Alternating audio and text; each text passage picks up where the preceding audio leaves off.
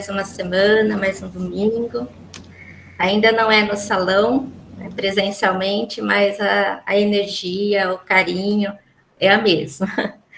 E agradeço muito o convite por estar compartilhando com vocês o capítulo 23, Os Mensageiros Distraídos, do livro Jesus no Lar.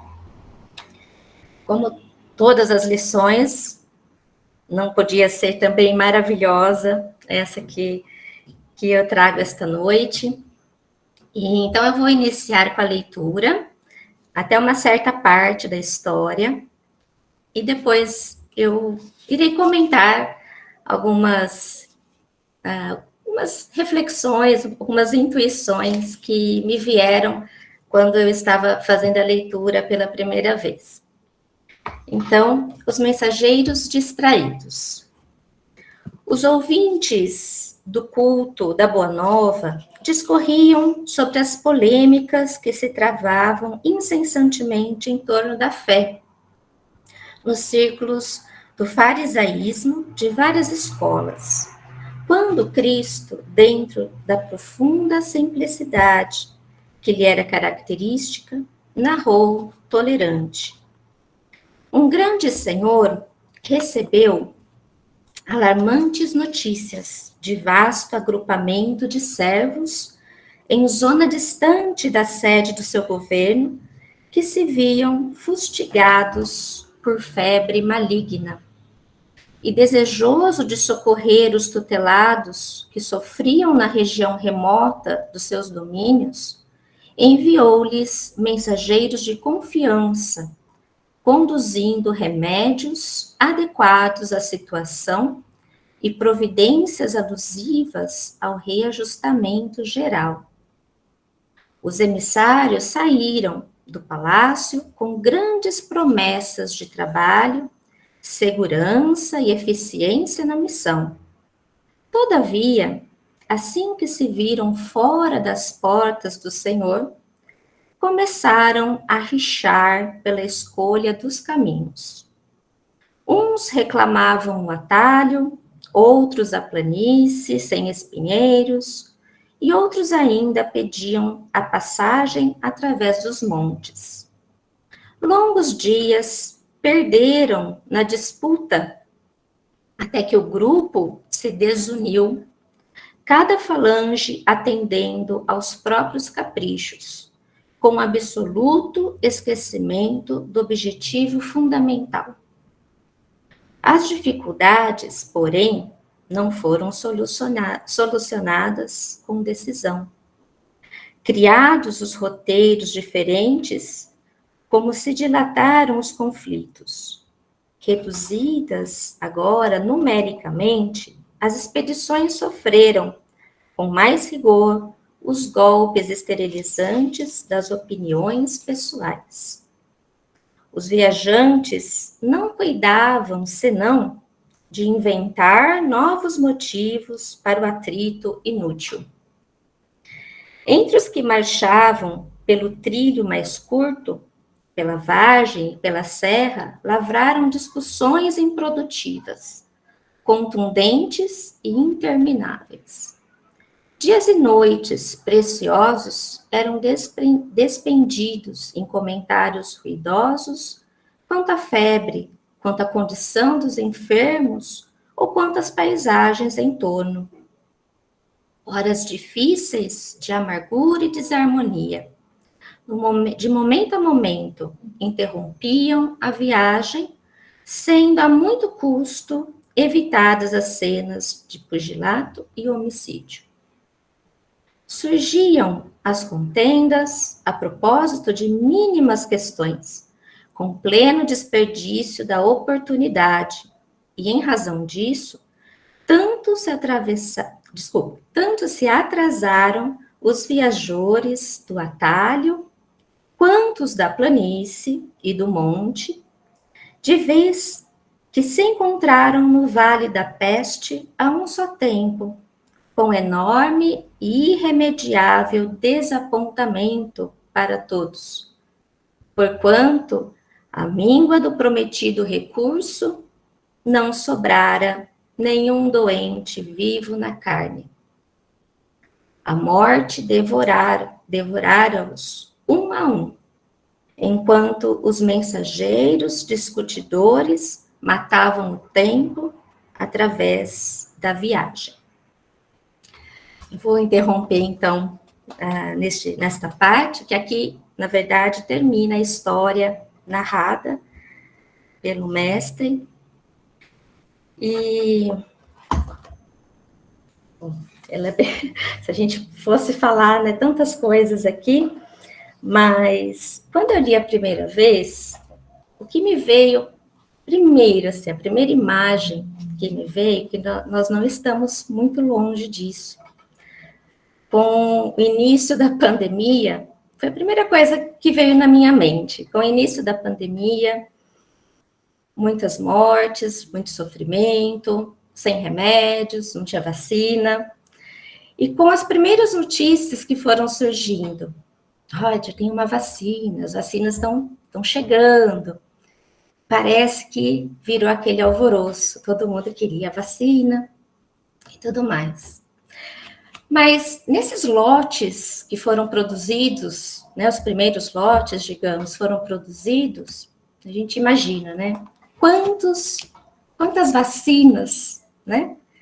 Quantas ampolinhas ali não foram perdidas, não foram desviadas, ou não foram armazenadas adequadamente, e aí, né, estraga, não tem como usar, que a gente às vezes nem imagina, né?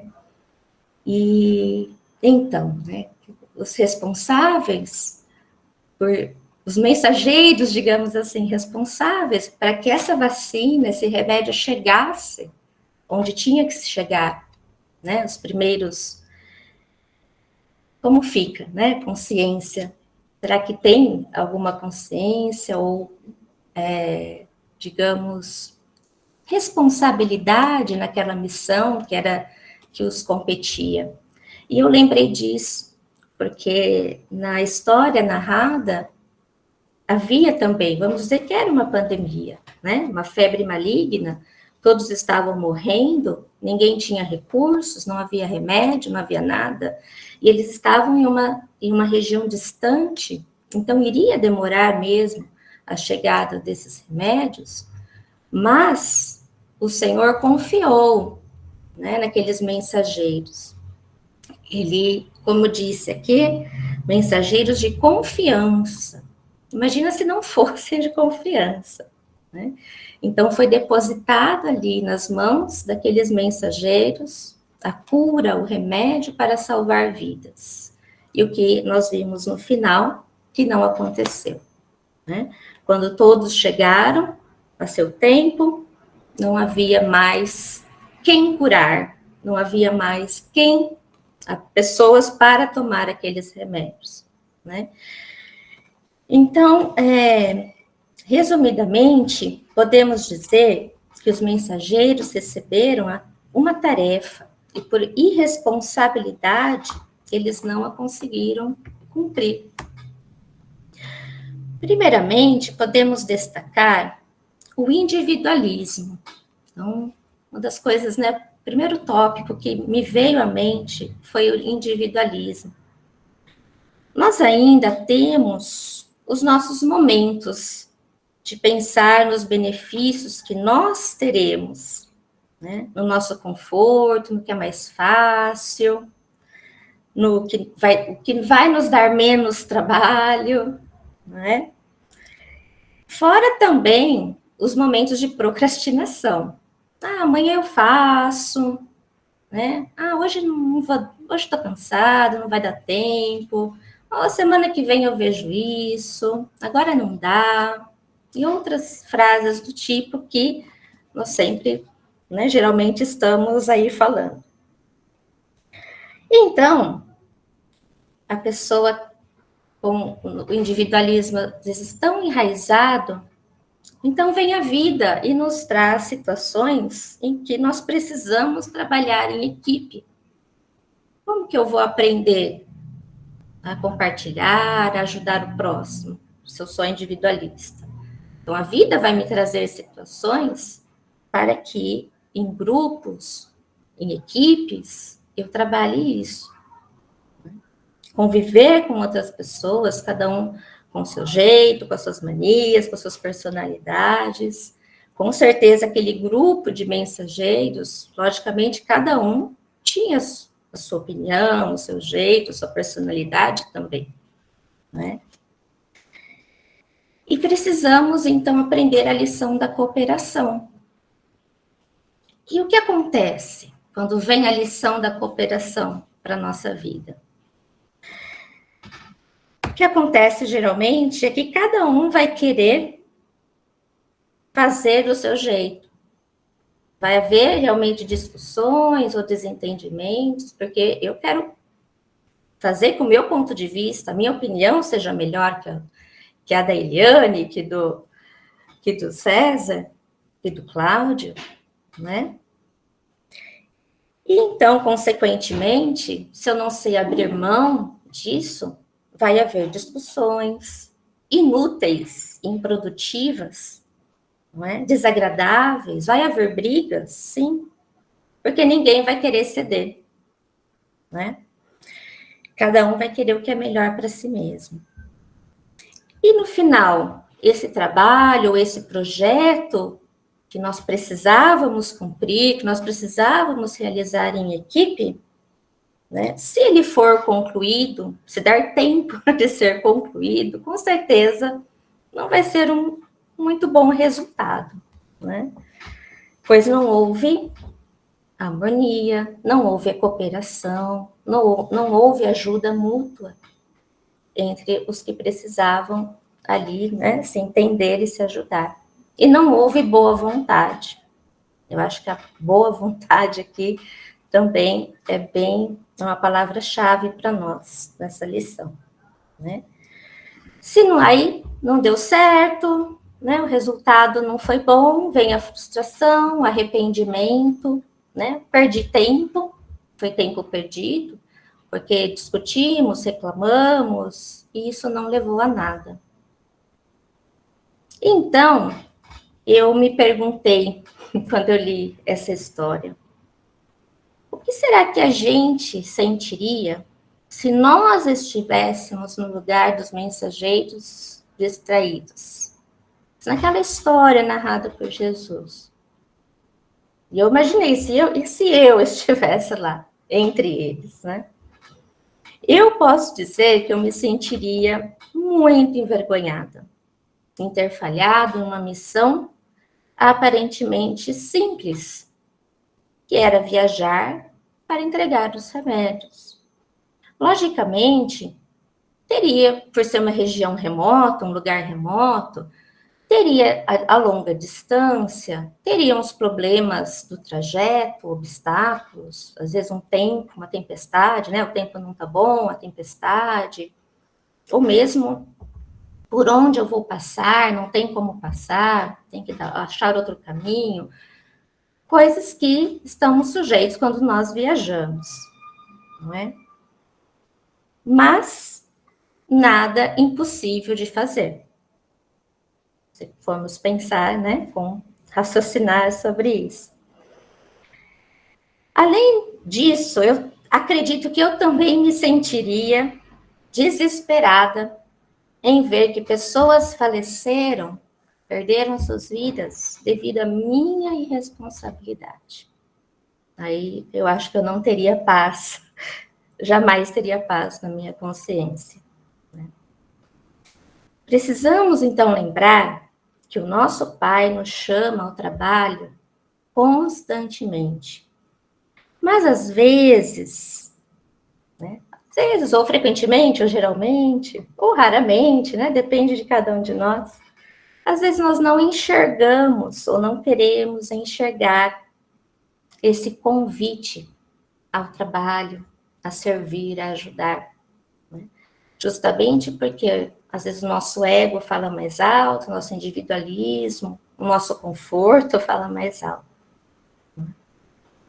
Bom, e além de nós, quantos outros irmãos encarnam com a missão de fazer a diferença em suas comunidades, em seus grupos religiosos, para divulgar o evangelho, para socorrer aflitos, necessitados, mas fazem como os mensageiros distraídos também, né?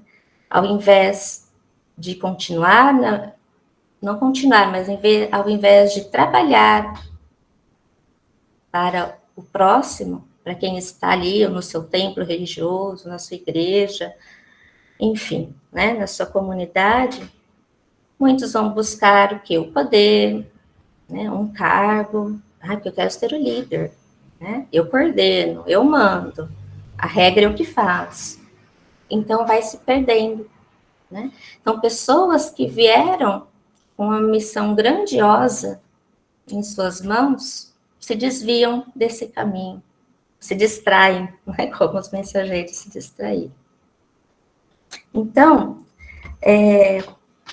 baseado nessa reflexão, eu vou continuar ao final da mensagem do livro, Jesus no Lar, o mestre, então, vai fazer o seu comentário. Então, ao término, né, da narração, onde os mensageiros chegam e todos estavam já sem vida, o mestre fixou nos aprendizes o olhar muito lúcido e aduziu: neste símbolo, temos o mundo atacado pela peste da maldade e da descrença, e vemos o retrato dos portadores da medição celeste, que são os religiosos de todos os matizes, que falam na terra em nome do Pai.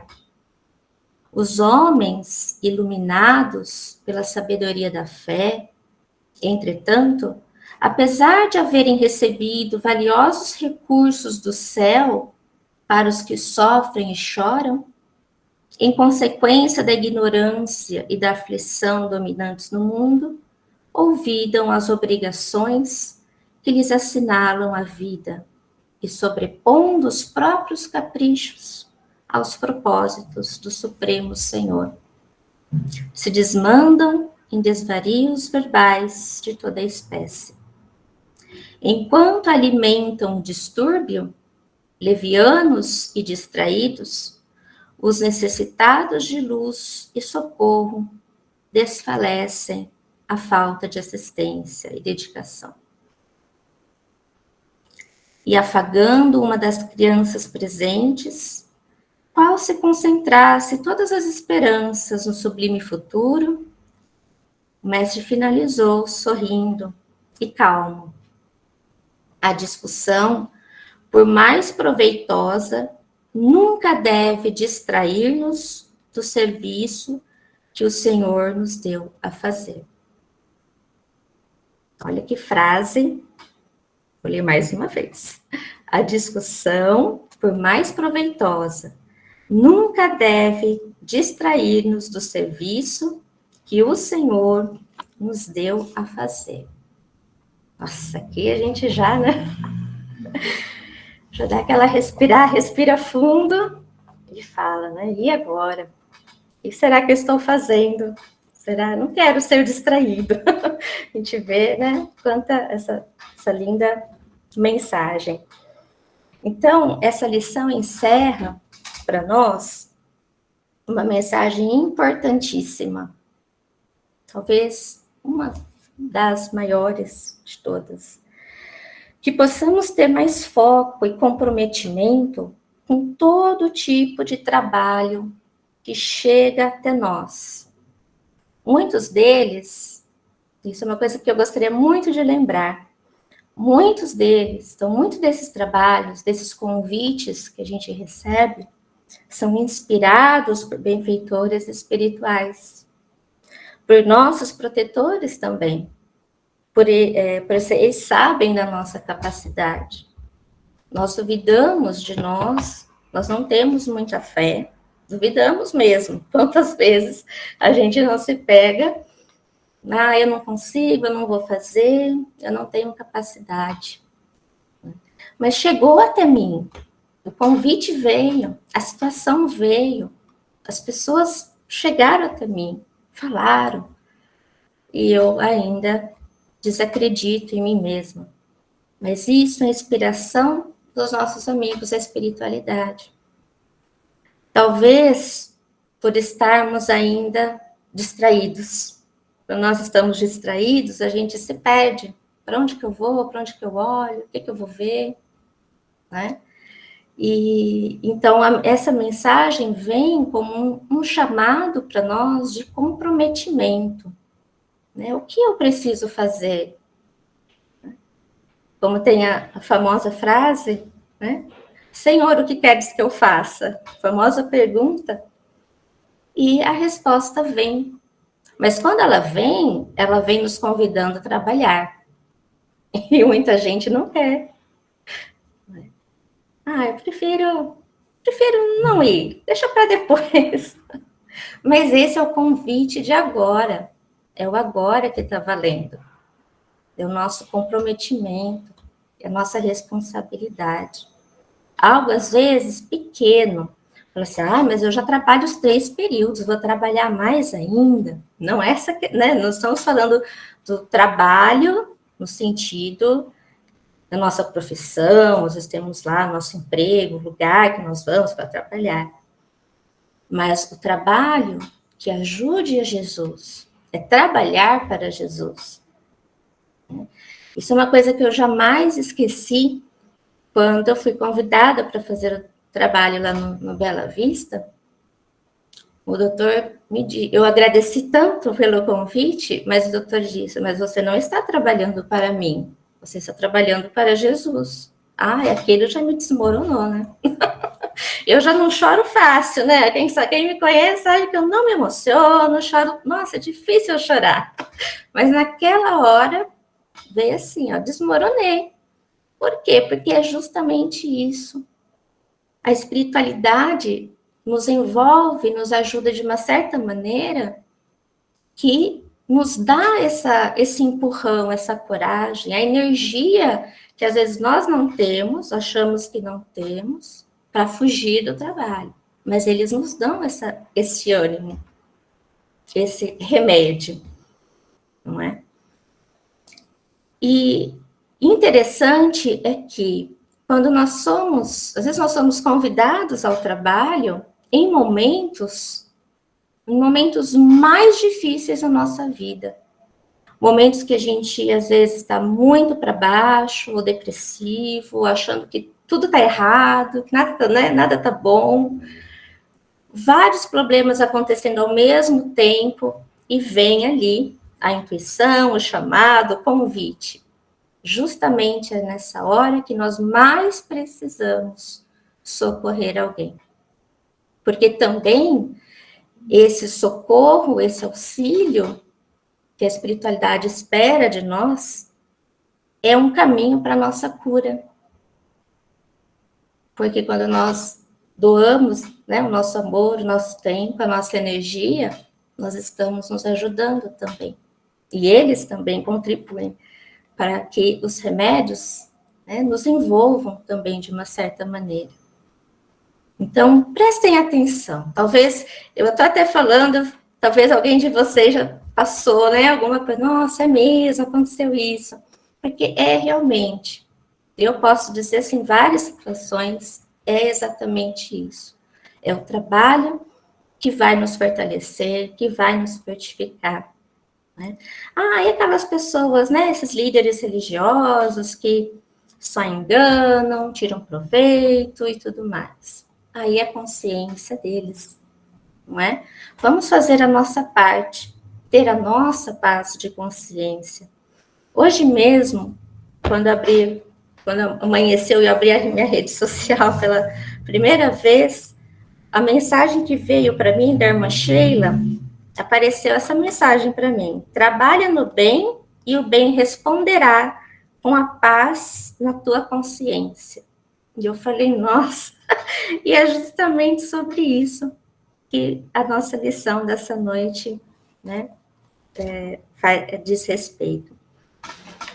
Então, meus amigos, eu gostaria, sei que já está no tempo, né, Eu gostaria de encerrar, então, deixando uma mensagem do livro Recados do Meu Coração, a mensagem do Dr. Bezerra de Menezes, que hoje completa 190 anos do nascimento, né, do Dr. Bezerra, que mesmo na espiritualidade trabalha incessantemente, né, com equipes médicas, né, enormes, coordenando e ajudando a todos. Então, a mensagem do Dr. Bezerra, que eu gostaria de deixar, compartilhar com vocês, se chama Trabalhemos Mais.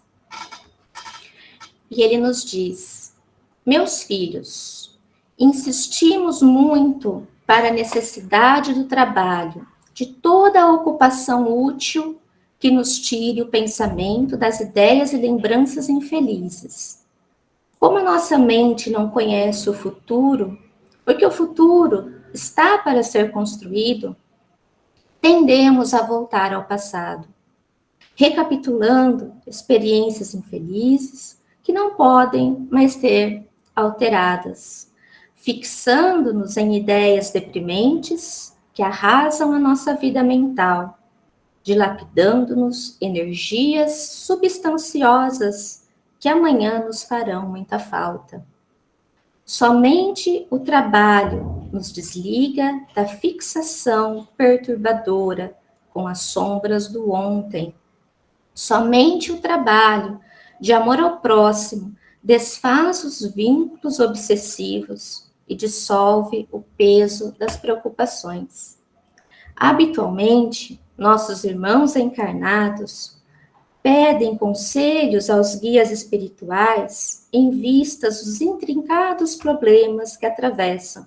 E no mais das vezes, a única recomendação que temos a fazer é para que trabalhemos mais. Façamos hora extra no labor que a vida nos consagrou, sobretudo no trabalho de amor aos que sofrem mais do que nós, pois somente quem produz em favor da vida recebe da própria vida a cooperação necessária para uma manhã feliz.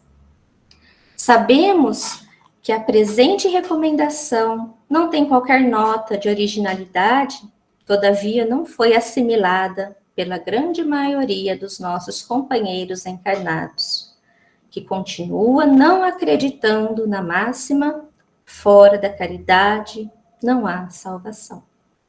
E ele nos encerra essa mensagem com: fora da caridade não há salvação, né?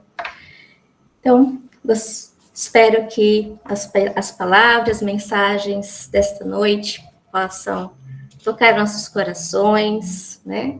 Fazer com que possamos refletir mais sobre o nosso tempo, sobre aproveitar o tempo que temos aqui e não passar, né, distraídos e acolher, diga assim, acolher os convites, né, que chegam até nós, de ajuda, de amor ao próximo, seja qual ele for, mas pense se esse convite está chegando até você, naquele dia, naquele exato momento, é um convite de Jesus ao trabalho.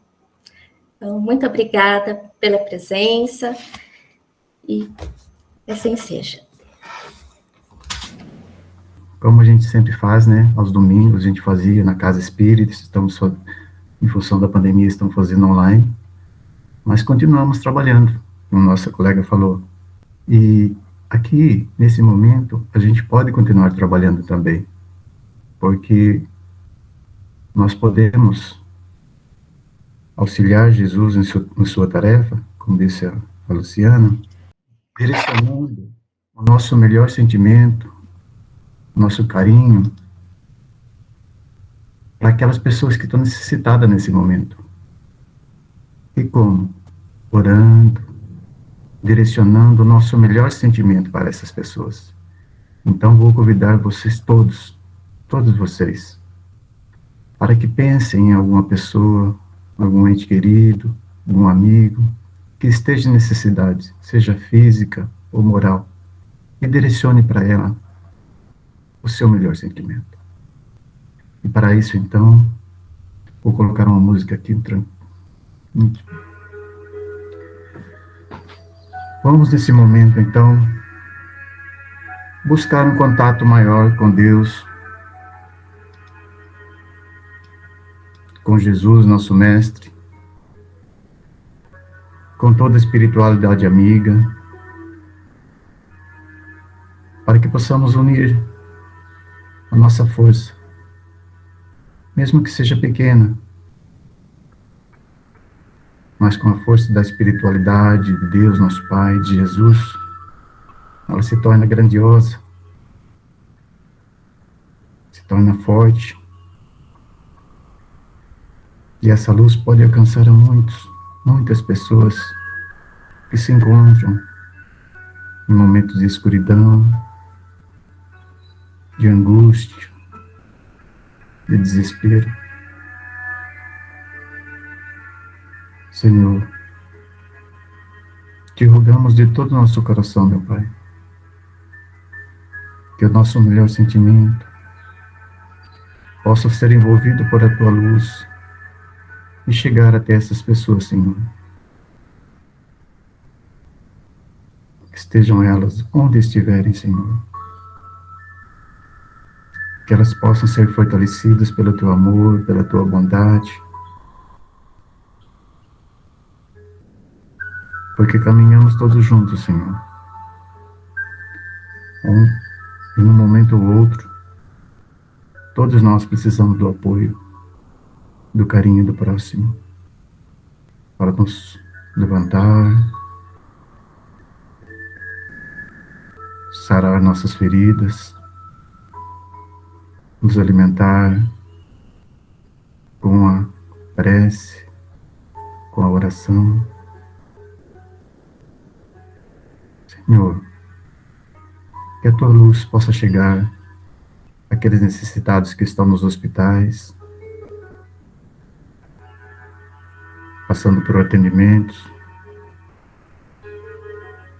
para aqueles trabalhadores dos hospitais que estão lá dedicando seu tempo, teu carinho para o próximo.